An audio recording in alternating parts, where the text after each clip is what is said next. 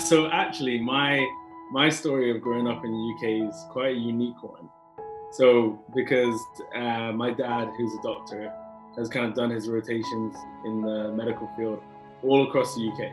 Right, okay. That's very interesting. Does that mean you've moved and you've lived all over the UK? So I'm really intrigued by this, because what I've noticed when I came to the UK 14 years ago, I've lived in different parts of the UK, and I have noticed that people can be very different, and people can be very different about race, and people of different ethnicities depending on where you might live. So I'm super intrigued. So I actually grew up for about 10 years in north of Scotland. Oh, wow. Yeah, in a town called Elgin. And there, for a number of years, my family, we were the only black family living there in the whole town. What did that feel like for you, and what did you kind of notice about how people were towards you? How old were you at that point? When we got there, I think I was age 5, and I was there till I was like 13. Okay, so you were 5 when you got there. So I imagine as a 5-year-old, I mean, did you notice people looking at you in a certain way, or was it when you got a bit older that you might have perceived some things? 100%. Like, even as a young child, you can see that you're different. You and your brother and your sister don't look like anybody else. So obviously, it's not like something that affects you because you just want to play. You just want to run around and play. But it is something that's noticeable. And as you get older and older and older, and then people have like media and pop culture and TV and whatnot, all the TV shows we used to watch, we can see that there is a difference between black people and white people, and we are people here. I know that growing up in Ireland, I grew up in a really small town in Ireland, and the first time I saw a black person was when I was like about 4 years old, and I stared so much because it was different. And like, of course, a 4-year-old, I was not children do not have empathy. They do not worry about people's feelings. But actually, like this, for someone to stare so much and have to like experience that, and of course people stare out of curiosity, if people are being like very neutral about it, but actually how that must feel when you're having to like experience that as a child on a regular basis because you were different must have been. That's the thing. Like, it was in itself, it was like harmless, because you could tell people weren't staring because it was a bad thing, because I had many friends. Like, everyone was super receptive as children, and nobody was really taught racism. Nobody just knew any better than to stare. Like, people would ask questions. I remember my brother and I, people would ask us, were we brown because we ate too much chocolate? Wow. Like, growing up and stuff like that. And what did it feel like to be asked like those kind of like ridiculous questions? It let you know more and more that you were different. Yeah. Because sometimes you almost forget. And then something like that would remind you, okay, yeah, I forgot I'm black. Nobody else is. Do you remember how it impacted you emotionally? Or what kind of things maybe, particularly when you were still a child, what kind of things like actually did have a negative emotional impact? It's interesting, actually, because I do get asked that. I think it definitely made me see myself as different throughout my whole childhood. But this wasn't necessarily a bad thing. So my parents were really, really good. So they let us know very early on, you're different. You're not like anybody else. But that is a good thing. You don't want to be like anybody else. You want to be better than anybody else. And so they told me very, very young age that no matter what I was doing, I had to be better than all the kids around me. Because they said, this is not your place. This is not your home. This is not your land. These people will not accept you as an equal. The only way to be accepted is to be better than them. Did that give you a lot of pressure? It was a lot of pressure, but it was just natural. It's all I've ever known. So I didn't know any different but to be better than them from a young age. It's a very interesting approach that your parents took. It was like, yes, you're different. Like, we're all acknowledging that. We're not going to like tell you you're not. But we actually now need to kind of prove them wrong in a sense, because if they happen to think anything bad, we'll like... That's the point. And it's interesting now when you reflect back on it, because I realize obviously the situation my dad was in, he was competing for jobs around the local area, and he tells us all these stories about things that happened to him. And I think there was a lot of institutional racism that he faced as a Black doctor in the UK trying to get jobs in and around Scotland. And so he knew, and as a young boy, he knew that we'd go through it. He knew that obviously if we're here in Scotland, we will go through it. So he made it a point to make sure that we knew that we had to be better and we had to work harder. So like, I remember so many times we were young and we want to go out and play with our friends. Like, and they'd be like, my mom would tell her, you can't afford to play with them. You have to work. You have to work. Because when it comes to it, they won't have to work like you. And we just kind of knew that. So in a way, it was really, really helpful because like the way my personality is, it instilled a lot in me at a young age to outwork people and to strive to be better every day. It's very interesting because your parents were like, well, what's our strategy going to be? And how, you know, and like for them, the very best they could do was put pressure on you, and you responded really well because of your personality. But if that might have been a different child, they might have felt that pressure was debilitating and that was actually preventing them from being able to do well because it might have been too much for them. Exactly my point. So my parents, they didn't really give me much of a choice because they realized society wouldn't give me a choice. Yeah. Society wouldn't give me the option to implode and to close off. If I was going to be successful, which was the only choice I had and the only choice my parents gave me, I was going to have to know that I was different and work harder. And so I did that. I did that in sports. I did it in academics. I led my school back then in Scotland in a lot of sports and academics, to the point where I was given the extracurricular award. And my name's still back up there in West End Primary School on the board somewhere, because I just worked so hard. I just did so much, knowing that this is what I have to do. If I want to be accepted, if I want to go anywhere in life, I'm going to have to work hard. I'm going to have to be the best out of these people. I think if I'm equal, I won't be taken seriously. That's quite an exceptional, as a child, to feel that was how life was going to be for you is just a really, I mean, it's fascinating. And also I think that it's almost like your parents had such a dilemma. Like it was like, if we're not really harsh parents, then our children probably won't be successful. So we need to be so hard on them, not because we're like that, but actually because we know what society is like. And if we're not this hard on them, society is not going to be so kind. Exactly. It must have been very tough for them as parents, thinking about it and how they would have had to go about raising us. And I think they relatively did a really, really good job with me and my siblings. Because although we knew we had to work hard, they always made us know that it was achievable. Yeah. And they always let us know that you can be the best. You will be the best.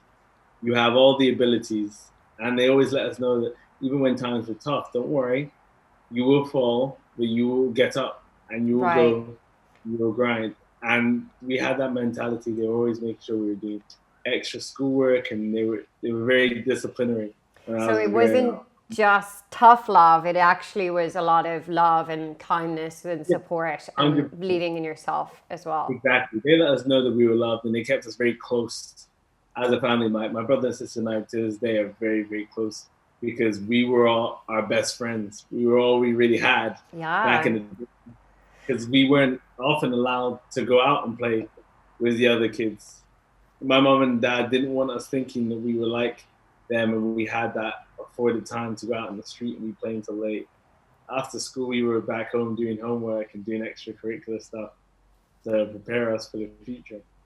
So what was life like when you, I'm particularly curious about situations where when you were young, where you knew people were treating you different, but it was not so tangible, because that's I think the thing that happens for many Black people, and they can never really pinpoint it. It's very hard for them to have evidence that it happened, but they just know like what's going on around them. They know that people are treating them different.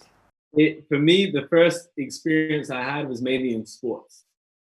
So I think I was like 9 or 10 years old, or maybe 11 years old, around that age. And I was a very good football player back in the day. So I represented the county and my local city, and then eventually north of Scotland and whatnot. So in my local town, I was known as like a little bit of a celebrity. I was always kind of in the paper because they'd put like the top scorer and whoever was doing well in the local paper and this, and it was always me appearing. And then some other parents or watchers or standers by used to say, you need to take out the black kid, you need to take out the black kid, or whichever like that. Like, and immediately I was kind of known as the black kid. Nobody really could pronounce or even spell my name, even when it came up in the paper. And they knew I was a threat to the other teams.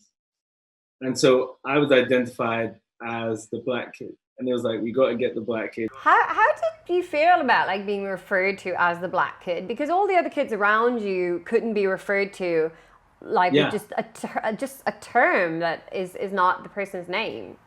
You just kind of had to deal with it. Like I just knew, okay. I always tried to take whatever situation I was in and turn it into a positive one. So I was like, good, I'm a threat.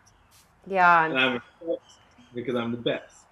So you want to take out the black kid because the black kid's the one who's going to score the goal, and that's me. So you had to make sure that you were doing great things, because then being referred to the black kid is like, oh, they're referring to me because they're like looking at my achievements. They're not saying, oh, like stop the black kid distracting you at school or anything bad like that. It was about competing with you because you were doing very well. Yeah, she'd be like, they fear you. They fear you because you're better than them, and you have to understand that, and you have to want that. And so every week I kind of wanted them to say, stop the black kid, because it let me know that they're fearful of me on the pitch because of what I'm capable of. So your title, as if we call it this, wasn't a bad thing, or you didn't perceive it as a bad thing because of it could have easily been perceived as a very bad thing, possibly a racist thing back in the day, but I didn't perceive it as that. I perceived it as something that made me want to push myself even harder. And that mentality followed me all the way up through to medical school. What was life like for you when you then moved around the UK to another location? When we moved down south, so I moved to Kent with my family when I was like 13, 14 years old. Mm-hmm. When we moved down south, it was interesting because although I actually went to a predominantly very white grammar school, all boys school, however, there were other black people there. There are not many of us. I think there were 3 of us in the year group, but there were other people to relate to. And from then, you formed friendship groups with these people on the fact that you all kind of knew each other's struggles of being the only black kid in your respective year or friendship groups and whatnot. And this was interesting because then I find that very interesting because it's like we know what's going on. We know, like it was like empathy about what life is like, and then you really gravitate towards one another because of that. That's the thing. We honestly didn't face too much racism because I think kids were a little bit scared of repercussions. So myself and a couple of my friends, we were actually quite big for our age back in the day and quite strong and athletic for our age. And kids didn't know what the implications would be if they were racist or made racist jokes, especially. Did you feel kind of like you had to protect yourself in that sense and that you had to put on a bit of a bravado to show them that you were boss so that actually you wouldn't get picked on? 100%. I feel like, especially because that was the nature of boys' school, especially boys' grammar school, the nature was it was a lions and wolves versus sheep culture, where you're a lion or a sheep. Either you're bullied or you are the bully, sort of thing. So you need to know any sense of weakness, you're finished. So the minute anyone says anything about you, no matter what, you have to fight back. It's not every personality that can just jump into survival mode and know how to not get bullied, depending on the personality of someone and their upbringing. Not every child in that situation can defend themselves. It sounds like luckily for you, you could sense what was going to happen if you didn't go into survival mode of making sure that you didn't get bullied. Exactly. And those personalities, you can see it, and they struggled.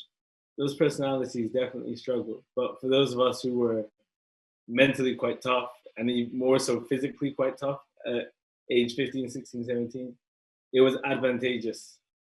And in a school like that, you're popular and you're well liked and you're well respected. If one, you're academically very strong, which I thought I was. Two, you're physically very strong in sports, which I was at the time in terms of football, rugby, athletics, basketball. So for me, I didn't really have any worries when it came to like racism or anything like that. But I'm sure had my personality not been what it is, had physically I not been what I was, then it could have been a lot more difficult for me. Did you witness any racism amongst your peers? Was there other people where you could see that they weren't so lucky? Yes, I do remember a few times, but to be fair, in my school, it was made, people were very tolerant and people were quite educated and quite nice. So we generally had many friends. I'm still friends with a lot of people from school. Everyone was quite tolerant. Outside of school, around the area, with some of the not so educated kids and some of the not so well brought up kids, like on the way back from the bus and stuff. I remember one guy doing like monkey chants or whatnot to one of my friends. What was that like for you? Do you My, remember how it impacted you emotionally just to witness that? yeah, it was interesting. I kind of found it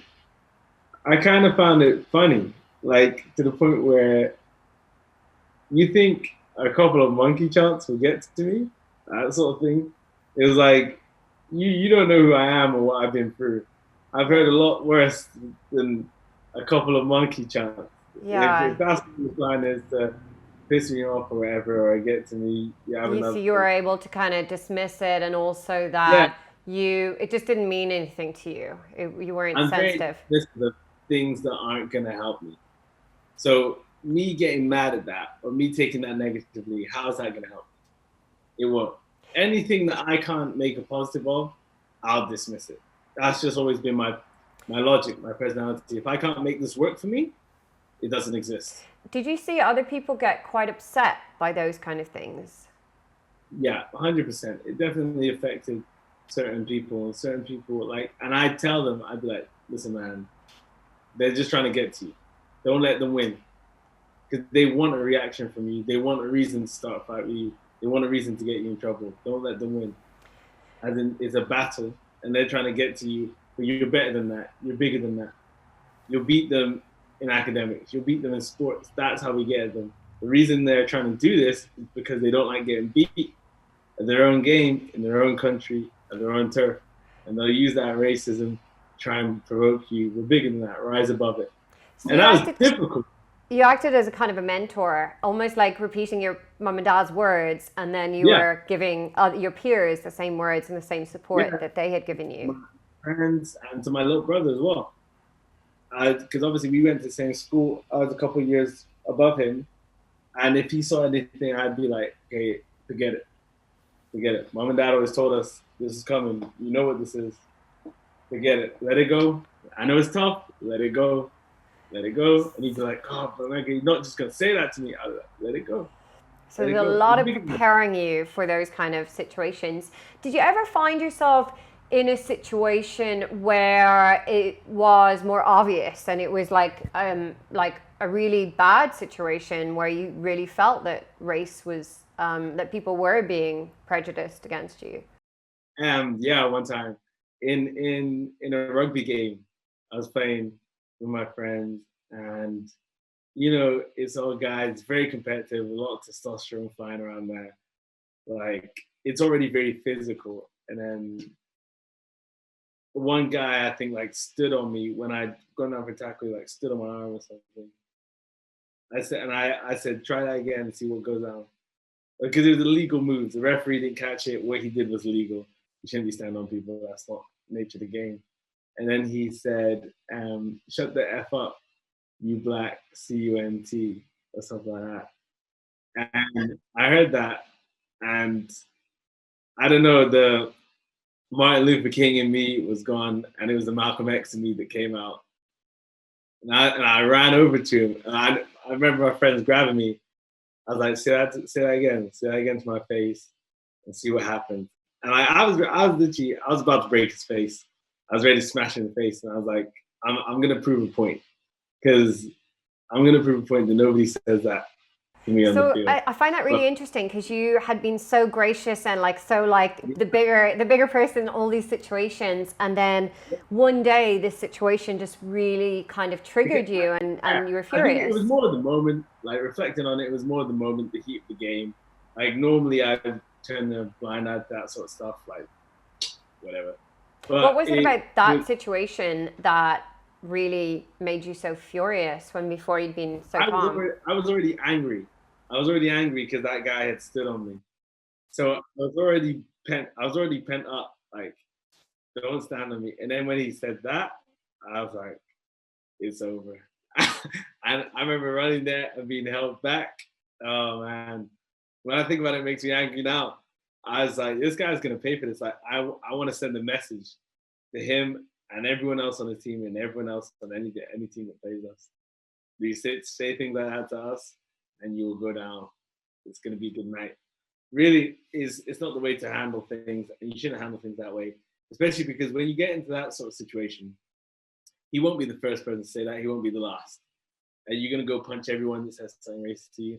That's the nature of sports. Sometimes it just happens, and you have to find it deep within you to let it go. But normally I'm quite at a level zone. But when you're already heated and pent up and angry, and then you've been stepped on, and then there's already testosterone and competition flying everywhere, and they say someone says that to you, like I see a lot of the time when I watch sports and I see fights and stuff, I think, oh, I understand. I'm like, these aren't angry necessary people, but I know how sport gets. Basketball, football, rugby, I know how sport gets, and how in the heat of the moment you might want to do something crazy. Like, for example, Zinedine Zidane headbutting Marco Materazzi in the World Cup final. I'm sure if Materazzi and Zidane had that sort of altercation in the street or whatnot, Zidane would have like walked away or whatever. But on the field, pent up World Cup final, boom, that famous headbutt. So, got it. I want to ask about, so I saw your TikTok, and it was you in your scrubs and then you in your hoodie. And I think that was really interesting how you painted that picture of like, hey, if you have so much respect for me when I'm a doctor, how come you would treat me so different when I'm dressed casual and make assumptions maybe about the type of person that I am? Can you tell me more about that? Like, if you're just dressed casual, you're wearing a hoodie, tell me about experiences in your life where people, you know for a fact that people have put you in a certain box that wasn't true. So that's happened to me a few times. So I've been stopped and racially profiled by police a couple of times now. And the hoodie definitely accentuates it. If I walk around after dark in a hoodie, whether the hood's up, whether I'm smiling or not, it's definitely going to bring negative attention. I know that. As a young black man, you wear a hoodie, you are seen as a threat. Like if you were to go out in a hoodie and go to the gym. I have never been stopped by the police in my life, and I've worn lots of hoodies. What's that like for you when you know that you're like, the second you get stopped and they start asking you questions and stuff like that, you know it's because you're black, you're wearing a hoodie, and like what goes through your mind in those moments, and also emotionally, how do you feel in those moments? Honestly, it's just frustrating. It's just like, you're gonna feel so stupid when you look at my ID and you see doctor and you realize you've made a mistake. And it happens every time. It's literally like clockwork. They stop me, they ask me all these questions, they eventually ask for my ID, they look and they see doctor, and then they ask, oh, you're a doctor? And I'm like, yes, I am a doctor. And they're like, oh, okay. And then all of a sudden, tone changes, they start apologizing. All of a sudden, the unusual description you fit doesn't matter anymore. All of a sudden, you're not driving too slow. All of a sudden, the stop and search is over, and they go about their business. And I'm like, so you were searching me based on the premise that basically you thought I was a danger because I was black. Have you said this to police before? I said it to him, to the police officer, and he said, no, it's just there have been a number of crimes in the area, so we have to kind of stop everyone. He said, how many other people have you stopped? He went, I'm not liable to give out that information, sir, but we're sorry for wasting your time. You have a good day. I was like, whatever. I just kind of go about my business. It sounds like you get annoyed by it, but you're just kind of used to it. You sort of like accept that this is a part of life. Exactly. It's annoying, but I haven't really lost anything out of it because I've never committed a crime. I've never been under police custody. I've never had any of my papers incorrect. Whatever unusual description I fit, it's never come of anything. It's just annoying that you think you can just stop young black men for nothing. Yeah. And I think, what if I wasn't a doctor? What if it was just Emeka Okorocha? How far would it go? You've got a great defense with having the doctor title. You can straight away challenge what they had previously thought about you a few minutes ago. What do you think about young black people growing up in the UK and the challenges that they are still facing today? I think that these challenges aren't going to go away overnight for young black people growing up in the UK. I think we need to be aware of it. So it's something we need to be aware of as a culture, and just know that you go out with a hoodie, regardless of what you do, how much you make, what family you're from, where you live, there's a target on your back. You need to know this, because knowing it will help you in situations further down the line. So like for me, I need to worry about kind of what I wear, when I wear it, and what attention it will bring. Unfortunately, that's the society we live in. And that's what the video was about. It was to bring light in that. Because would you have stopped me if I was in my scrubs? Probably not. Because although I'm a young black man, I'm in my scrubs, and so I don't threatening, because you're thinking, oh, that's the doctor. Why are we? He's not going to be up to any good, any bad, sorry. But because I'm in my hoodie, all of a sudden you don't know. Now I'm just a black man. So when I'm in my scrubs, I'm hailed as a doctor. In my hoodie, I'm just a black man. And when you're a black man in this society, you can be a target, unfortunately. You're in a situation where you can never say it's because of your race precisely, but especially the black guy who's been stopped a number of times by police, I know. So it's one of those unfortunate things that's going to happen. Like one of my friends actually put up a video, and the officer actually said to the guy, yeah, sorry, I know I've stopped you because you're a black male, and in this area, I've never seen you before, don't know your car, and there've been a number of drug deals in this area. And he said it. Fair play, at least the officer was honest and said, yeah, I stopped you, you're a black man, and because of that, you're suspicious. And that's what they do. And so that video is just one example of something that many of myself and my friends, we've all experienced at least once. I think you're in a great situation because from really early age, you were able to fight against it. You were taught how to have a lot of understanding as to what was going to happen and how you could actually still do very well at life and kind of fight against all of this stuff. So you've got like a great comeback for all of these situations, and also you are not sensitive, so these situations don't get to you. But there's a lot of children growing up in the UK, there's a lot of young people growing up in the UK that may not want to push themselves to that extent just to protect themselves and just to be able to be okay. What do you think needs to happen so that actually young people who are black can actually just be themselves and be accepted much more, and for people to not be prejudiced against them? I think we need to start stamping racism out of society completely. We can't just be non-racist. We need to be anti-racist. Anytime you see any racism in the workplace, in the schools, in the streets, in the sport, in the supermarket, it needs to be stamped out by everybody, not just the people it's affecting.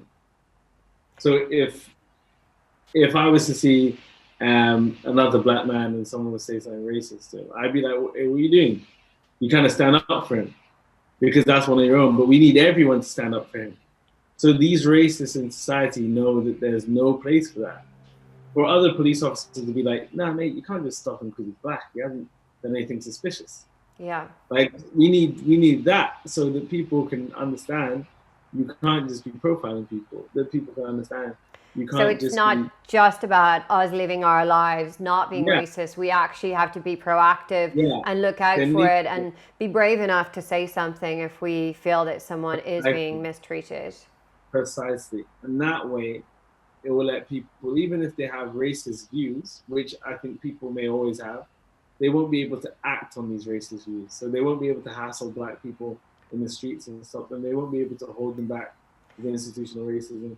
They'll add diversities to businesses, to projects, to big corporations and companies.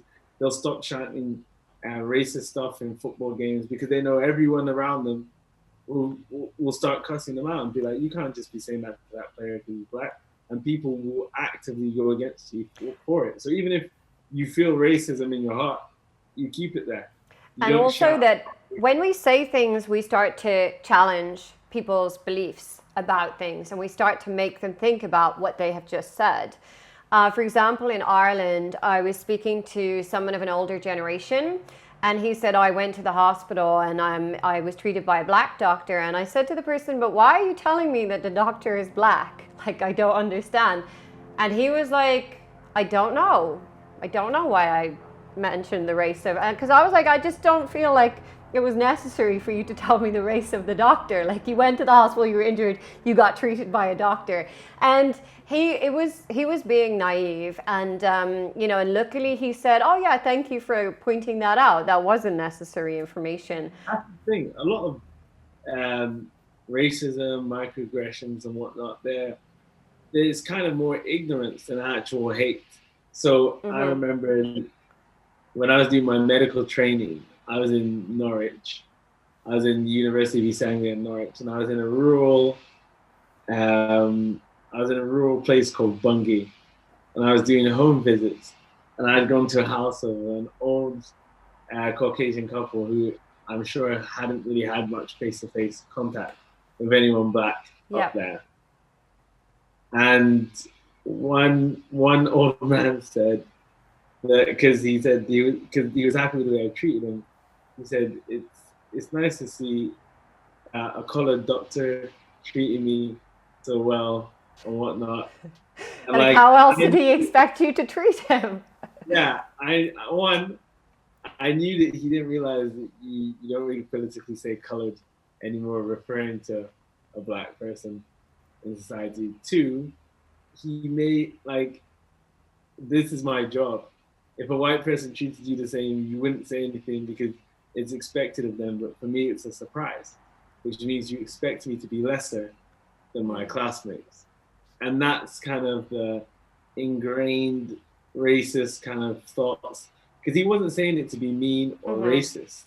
So I didn't take it offensively at all, but it let me know the mindset of a lot of people. Sure. And even when the TikTok I did was shared amongst a number of platforms, and I could see the comments on Twitter, on Mad Bible, on Instagram, it let me know the thoughts of a lot of people in society. And the thoughts and the ideology needs to change before we can start making the actual tangible changes we need to in terms of how we can improve Black lives. Yeah, I think it's such a good story that you told there. Like, there was no malicious intent, but this person had never been challenged on their thoughts before. The same as the person in Ireland had never been challenged on his thoughts before, because a lot of people, particularly of an older generation, will just speak that way and it makes no sense and everyone just accepts it. But I think that if we start challenging people a lot more, it's educating them, because we teach them how to start to think differently.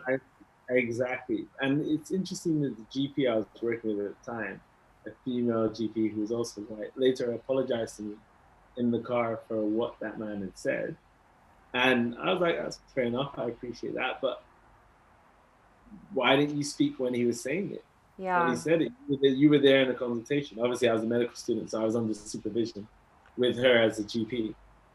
And she was there when he said it, and she just looked a little bit embarrassed. She didn't actively say, no, sir, you shouldn't be calling him colored, and there's no reason why his medical capabilities wouldn't be as up to scratch as anyone else, all of the other medical students you've seen over the years, that sort of thing.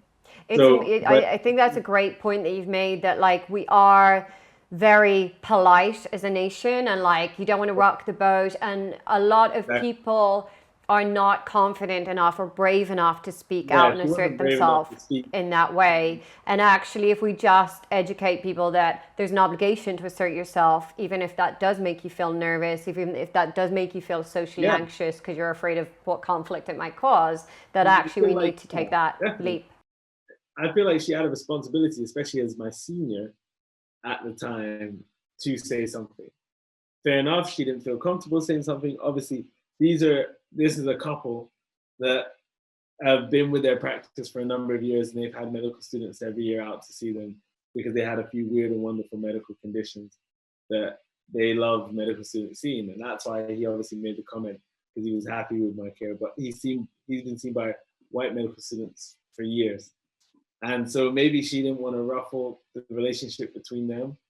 But I feel she should have said something. And in society, if in those scenarios, people like her, as senior GPs, are saying, no, sir, well, you shouldn't say that, Mr. XXX. He's a very, very capable medical student like everyone else, regardless of his race. And you shouldn't be calling people colored or notifying them by their race. You should just notify him as a medical student like everyone else. Then maybe he'd take that on board, but obviously she didn't say anything. All she did was kind of apologize in the car and be like, are you okay? I was like, yeah, I'm fine. But if I wasn't, what would you do? How can you help now? So our message for everyone watching this is say something. Yeah, say something. That should be the hashtag going around. Say something. Like if you see your colleague getting mistreated, if you see institutional racism, because it's happened to me before where I've had another colleague, but the colleague was mixed race and half black. And she said to another colleague, yeah, you shouldn't be asking that sort of question. I was asking an inappropriate question. And she said, you shouldn't really be asking that sort of question. It's not appropriate. And she stood up for me, which was great. I didn't need her really to stand up for me at the time, but she took the initiative to do so, which was lovely. But would a Caucasian colleague do that for me? Probably not, if I'm honest. Well, the reason why people don't do it is they have a perception as to what's going to happen and they catastrophize it. So they feel anxious about speaking up and they think that when they speak up, it's going to be much worse than what they perceive. 100%. So really what we need people to do is practice speaking up, even if it's just in other situations initially, like if they're not happy or comfortable with something maybe in their own personal lives, like just practice asserting yourself so that you can be ready to protect other people when you need to. Exactly. Yeah, and I think it goes both ways. I've defended white people from racism from black people before in situations where one of my white friends is the only white person and they want to play a sport with me and my black friends, like if it's basketball. And then people have started teasing me like, nah, this white boy's not about to play on my team. I'm like, hey, man, chill. Yeah. So what if he's white? Let the boy play. Yeah, if he can't play, fair enough. But you're not just not going to let him play because he's white. That's not on. And I'll challenge it for him because I don't like it. I see justice. I think racism can go both ways, and I don't like seeing it done by people either.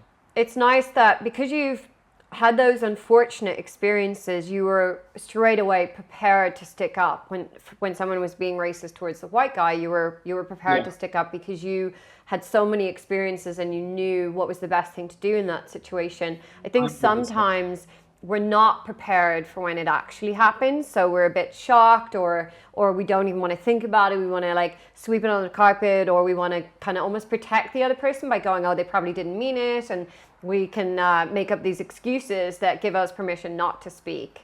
I just don't like injustice. When I see injustice, it really frustrates me. I don't like it anyway, regardless of if it's sexist, if it's ageist, if it's any sort of discrimination. I don't like seeing it. And whenever I see it, I will speak up.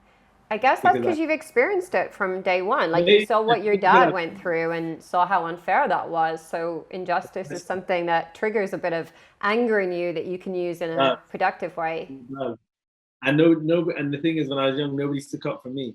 Nobody spoke up for me. So the thing is, if I see it, I will speak up. And that's what I made the video for. So I didn't really care who liked it or who didn't. I didn't really care what people were going to say or what people were going to think. I was like, no, it's wrong that you see me and you clap for me. I don't care if nobody ever clapped for me again in the NHS, or nobody ever wanted to see my videos again. I was like, you shouldn't see me and love me in one position, and then in the next position, you hate me, or you fear me. You know what I mean? It's either you're with me or you're against me. It's that simple. Don't be like, oh, because he's an NHS doctor, we'll clap for him. But oh, if he's in the hoodie, I'm not really for that. No, I'm the same guy. And you shouldn't really judge me based on what I'm wearing, or any other Black person for that matter. It paints the picture of how quick people make judgments, and how you can actually influence people's judgment to a certain extent, but actually there's some situations where people are still going to be making those assumptions without even thinking about it properly. But I think this movement has really just highlighted really how much more we need to be doing, and this conversation with you has just highlighted like what we can do, and you've actually given us something practical for us to take away and think about. And I think a lot of people right now, like, they want to be doing something, but they don't know where their role is in it. Like, they don't know what their responsibility is. So I think you've made that really clear, and I think it's really nice to have heard your story, and also I think for parents out there, it's really good to hear the story of the parenting that you've received and how that's impacted on you. Yeah, 100%. I owe a lot to my parents, so it's good to shout out to them.